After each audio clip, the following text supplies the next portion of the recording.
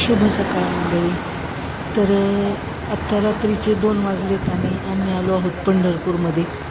तर गुरुपौर्णिमेनिमित्त आम्ही पंढरपूरमध्ये आलेलो आहोत आणि रात्रीच्या वेळी आता आम्ही इथे पोचलो पंढरपूरमध्ये. तर 2 वाजलेत आणि आम्हाला आता लवकरच नगर प्रदक्षिणा पूर्ण करायची आहे, त्यामुळं परत 3 वाजता उठायचं आहे. तर आता पंढरपूरमध्ये आम्ही आलो. तर पहाटे 3 वाजता उठून आम्ही असं तयार झालो आणि इकडे आजूबाजूला सगळी वारकऱ्यांची तयारी चालू आहे. दिंडीचं आता प्रस्थान होणार आहे. आज पंढरपुरातून पालख्या आपापल्या गावी निघतात. तर त्यापूर्वी विठ्ठल रुक्मिणीच्या मंदिराला पालख्यांची प्रदक्षिणा होते आणि दिंड्यांना डायरेक्ट मंदिरात प्रवेश मिळतो दर्शनासाठी. आणि ज्या पादुका पालखीमध्ये असतात तर त्या पादुकांचं आणि विठ्ठलाचं दर्शन होतं. तर आता इथे आरती चालू आहे.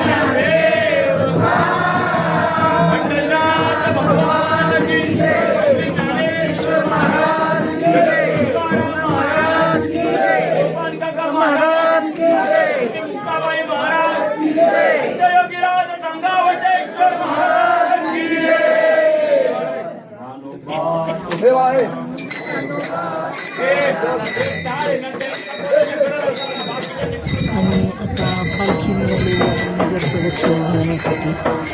तर असे सगळे वारकरी दिंडीतले मंडळी सगळे तयार आहेत आणि त्यांच्याबरोबर आता आम्ही नगर प्रदक्षिणा घालण्यासाठी निघालेलो आहोत. तर गोपाळपुरातून ही दिंडी निघते आणि पूर्ण पंढरपूरला प्रदक्षिणा घालून मग मंदिरात दिंडीचा प्रवेश होतो. तर आता दिंडी निघालेली आहे आणि ते अत्यंत भक्तिमय अशा वातावरणात हा प्रवास चालू असतो दिंडीचा. तर एकदम भक्तिमय वातावरण आणि प्रसन्न वातावरणात सगळे निघालेलो आहोत आता.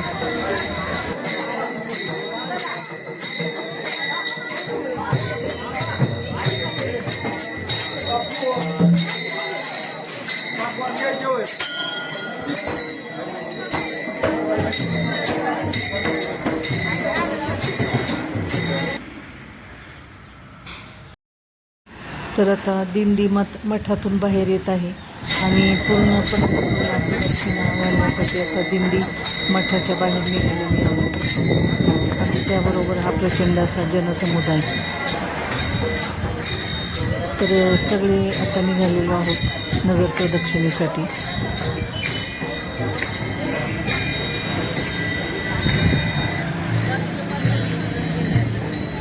तर यात अनेक आबालवृद्ध अगदी 6 महिन्याचं बाळसुद्धा या वारीत होतं.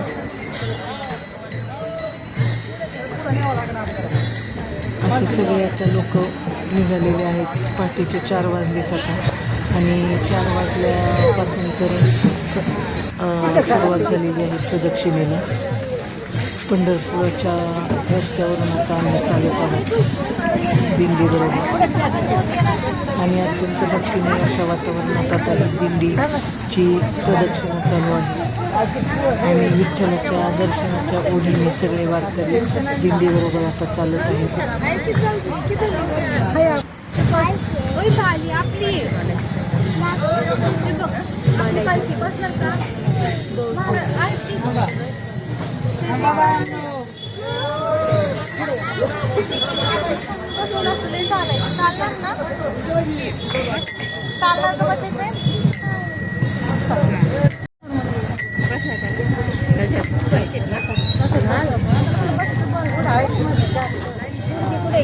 माऊ तर अशा भक्तिमय अशा वातावरणात पालखीचं प्रस्थान चालू आहे आणि ही 4 वर्षाची ही ती पण आहे दिंडीबरोबर.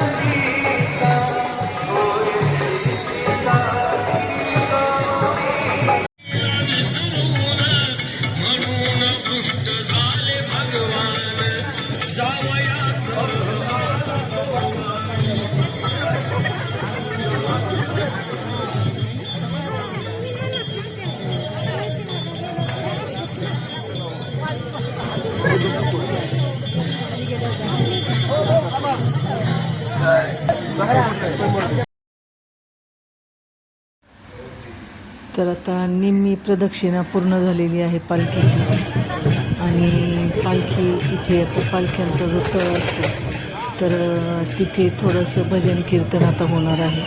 तर इथे थोडा वेळ आता पालखी थांबली. तर आता सगळे इथे आता आरती वगैरे होणार आहे पालख्यांची सगळ्या आणि बहुतेक सगळ्याच पालख्यांचं आम्हाला दर्शन झालं. मुक्ताईंची, निवृत्तीनाथांची, सोपानदेवांची, ज्ञानेश्वर माऊलींची, तर सगळ्या पालख्यांचं एकाच ठिकाणी दर्शन झालं पंढरपूरमध्ये.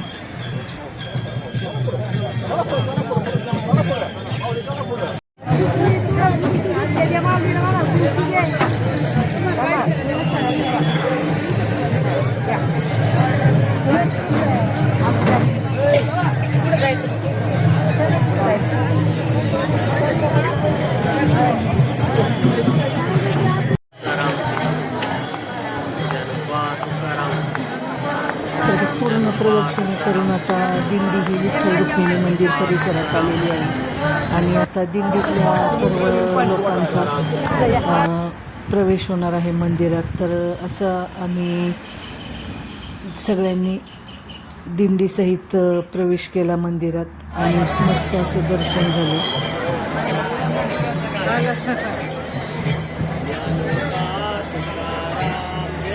तर आता मंदिराच्या जवळ दिंडी आलेली आहे आणि थोड्याशा आता आतमध्ये आलो आहोत मंदिरात आणि खूप असं भक्तिमय वातावरणात एकदम दिंडीचं भजन चालू आहे मंदिराच्या भागात.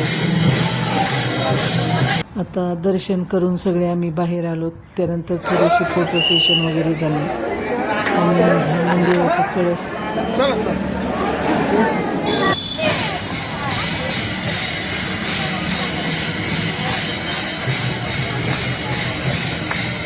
तर मंदिरात प्रवेश केल्यानंतर वारकऱ्यांचा आनंद अगदी पाहण्यासारखा असतो. तर विठ्ठलाचं दर्शन घ्यायला गेलो आणि त्यानंतर रुक्मिणी मातेचं दर्शन घेतलं. त्यानंतर बाहेर येऊन सगळ्यांनी फोटो वगैरे काढले. त्यानंतर आमचं जे मठ आहे जिथे पालखी मुक्कामी असते तर ते चंद्रभागेच्या कडेलाच असल्यामुळे परत मठात निघालो.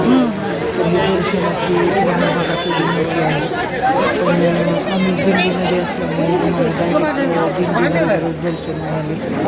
त्यामुळं दर्शन मठाच्या रांगेत थांबावं लागलं नाही आणि छान असं दर्शन झालं. तर चंद्रभागा अशी दुथडी भरून वाहत आहे आणि खूपच मन प्रसन्न झालं विठ्ठलाच्या दर्शनाने. तर अशी ही पंढरपूरच्या वारीची सांगता होते गुरुपौर्णिमेच्या दिवशी. तर आता त्यानंतर परत सगळे मठात आलो. त्यानंतर मठातून ज्याने त्याने आपापलं सगळं सामान वगैरे घेऊन आपापल्या गावाकडे सगळे लोक निघाले. तर असा पंढरपूरचा निरोप घेताना परत विठ्ठलाची मूर्ती डोळ्यात साठवून आणि परत पुढच्या वर्षीसाठी त्याच भगव्या पताकेखाली वारीचे आतुरतेने वाट पाहत प्रत्येक वारकरी आपल्या घराकडे निघतो आणि असा हा नयनरम्य आणि जगात सुंदर असा सोहळा मनात आणि आपल्या हृदयात साठवावा इतका हा सुंदर सोहळा पाहण्याचा योग आला.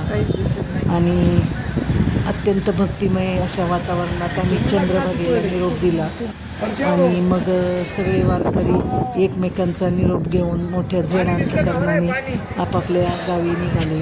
तर चंद्रभागा ही अशीच अखंड मस्त वाहत असते आणि तिच्यासोबतच असं चंद्रभागेचं रूप डोळ्यात साठवून आम्ही आमच्या गावाकडे निघालो. रामकृष्ण हरी माऊली.